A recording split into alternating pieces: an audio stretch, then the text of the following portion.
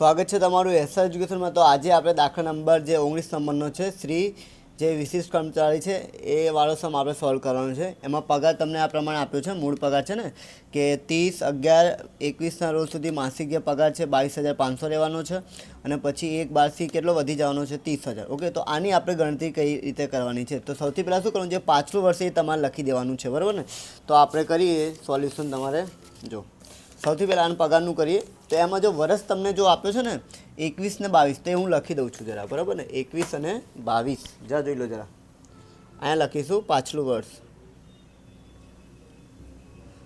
Okay, એમાં આપણું તમને વર્ષ બધાને ખબર છે ક્યારે સ્ટાર્ટ થાય। તો આપણે વર્ષ હશે 1/4/21થી લઈને ક્યાં સુધી 31/3/22 સુધી। ઓકે, હવે આપણે શું કરવાનું, મહિના કાઉન્ટ કરવાના છે। તો પહેલાં ચોથો, પાંચમો, છઠ્ઠો, સાતમો, આઠમો, નવમો, 10મો, 11મો, 12મો, પહેલો, બીજો અને ત્રીજો। ઓકે, હવે ધ્યાન આપી દેવાનું છે આપણે રકમમાં।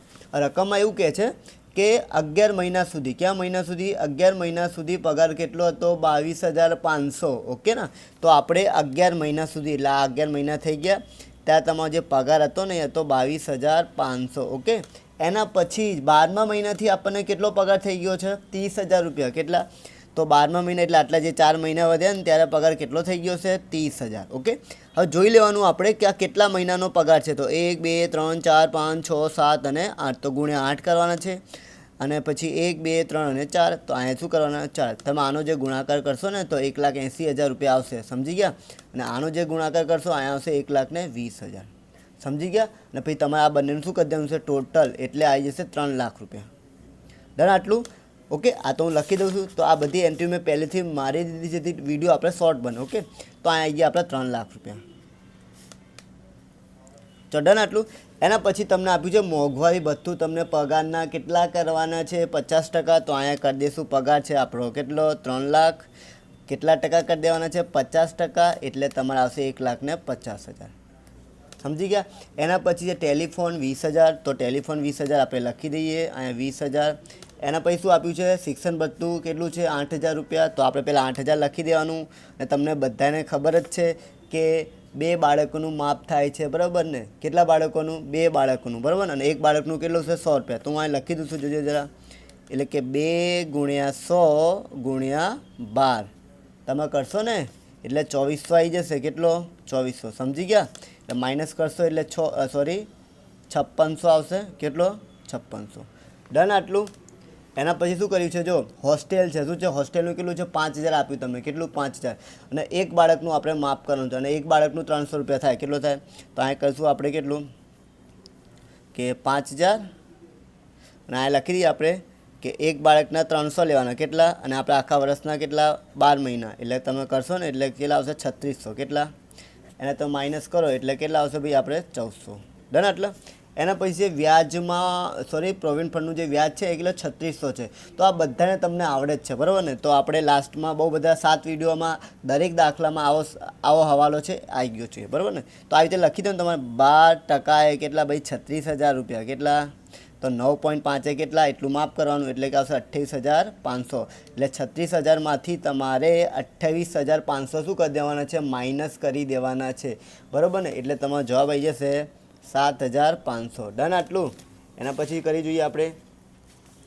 એના પછી શું આપ્યું છે ભાઈ? ગેસ। શું આપ્યું? ગેસ, વીજળી અને પાણીની સગવડો ચૂકવે છે એ બી, બરાબર ને? અને અંગત માટે હોય ને એ જ આપણે માઇનસ કરવાનું। તો કેટલું છે? 18,000 કેટલા? 2/3 કરી દેવાના, એટલે આન્સર આવી જાય આપણો, એટલે કે 18,000 × 2/3, એટલે કેટલા આવી જશે? આપણે 12,000 રૂપિયા આવશે। કેટલા આવશે? 12,000। ચલો ડન આટલું? એના પછી કરીએ, પછી શું છે? ઓફિસ ફરજ દરમિયાન જે ઇજાફો થયો છે, બરાબર ને? તો એ આપણે કશું ગણતરીમાં લેવાનો નહીં। તો આમાં મેં ચોકડી પહેલેથી મારી દીધી। ઓકે, મોટર કાર, તો મોટર કાર માટે સિમ્પલ જ છે। જો આમાં શું માલિક જો ભોગવો ને, અને જો જે આપણું જે વાહન હોય એ 1.6 કરતાં વધારે સીસીનું હોય તો તમારે શું કરવાનું? 2400 + 300 કેટલા કરવાના? તો અહીં હું લખી દઉં છું શોર્ટમાં, બરાબર ને? 2400 + 900 કરવાના। કેટલા કરવાના? 900, એટલે 3300 થાય। કેટલા થાય? ઓકે, આ બુકમાં બધું આપેલું છે, તમે જોઈ લેજો। જો તમને બતાવવા જવું પણ અત્યારે ચલો બતાવી દઈએ, ચલો તમને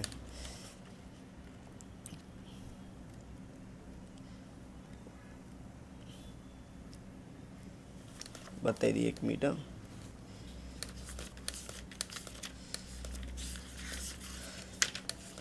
ફાઇન આપણે કરવું પડશે. ઓકે, તો જોઈ લઈએ 1 મિનિટ. શોર્ટમાં આ દેખાય છે માલિક ચૂકે ત્યારે જે બાઇક હોય છે 1.6થી વધારે તો શું લે 2400 અને 900. સમજી ગયા?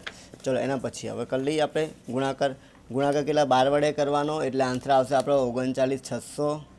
સમજી ગયા? હવે સૌથી મોટો જે આઈએમપી છે બરાબર, સૌથી મોટો જે આઈએમપી હવાલો છે આમાં છે બરાબર ને, એ દરેક સમમાં આવો જ પૂછાશો હોય છે.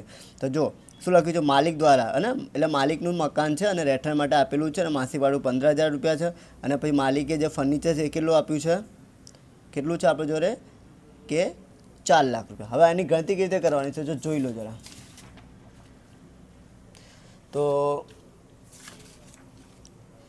એની ગણતરી મેં પહેલેથી તમારા માટે ગણી રાખીએ તો એટલે શું આપણો વિડીયો શોર્ટમાં. તો સૌથી પહેલાં તમારે શું લેવાનું છે, મૂળ પગાર લેવાનો છે. BABC આપણે ફાઇન કરવાનું. શું કરવાનું? BABC બરાબર ને. તો મૂળ પગાર કેટલો છે ભાઈ આપણે જોડે 3 લાખ રૂપિયા. પછી તમારે જો આજે મોંઘવારી બધા દાખલાઓ તમે એડ નહીં થતું, પણ જો સમમાં તમે આવી રીતે આપ્યું છે કે નિવૃત્તિ પછીનો લાભ, ત્યારે જ તમારે એડ કરવાનું. કેટલો છે? 1/3. એટલે જે મોંઘવારી ભથ્થું છે ને 1,50,000 આપ્યું છે, દેખાય છે 1,50,000 તમને, એના તમારે કેટલા કરવાના છે? 1/3 કરવાના છે બરાબર ને. પછી તમારે શું લેવાનું છે? પછી તમારે ટેલિફોન લેવાનું છે. કેટલું છે ટેલિફોન? 20,000 રૂપિયા. પછી શિક્ષણ લેવાનું છે 5600 રૂપિયા. પછી આવશે આપણે હોસ્ટેલનું કેટલું છે આપણે જોડે 1400 રૂપિયા છે બરાબર. બોનસ તો છે જ નહીં. એટલે આ બધું ટોટલ કરશો ને તમે તો કેટલો આવી જશે? 3,77,000. ઓકે, હવે મકાન છે ને એ શું છે માલિકનું જ છે, તો આપણે શું કરવાનું છે? વસ્તી ઉપર જવાનું છે. હવે આ જે મકાન છે કઈ સિટીમાં છે? અમદાવાદ. એટલે કે જે નામચીન જે શહેરો હોય એની વસ્તી છે ને 25 લાખથી વધારે છે, તો તમારે કેટલા 15% કરી દેવાના. કેટલા ટકા કરી દેવાના? 15%. તો એમાં બી તમે આપેલું છે જો બતાવું તમને લોકોને.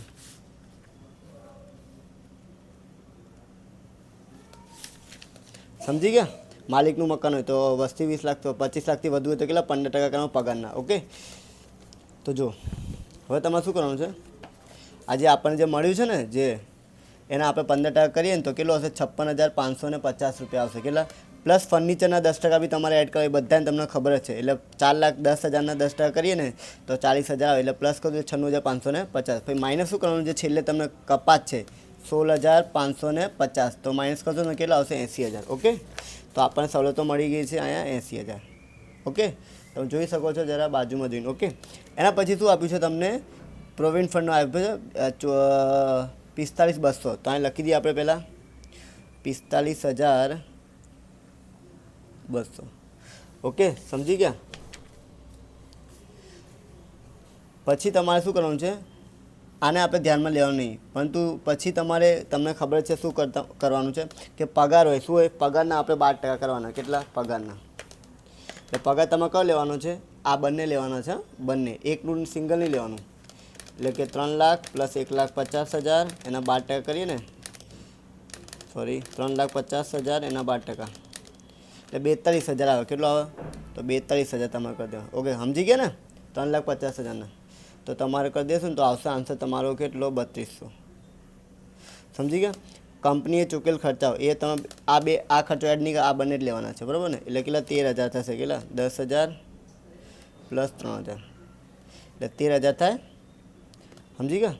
એટલે આ પ્લસ કરશો ને તો તમારે આવશે 6,32,000.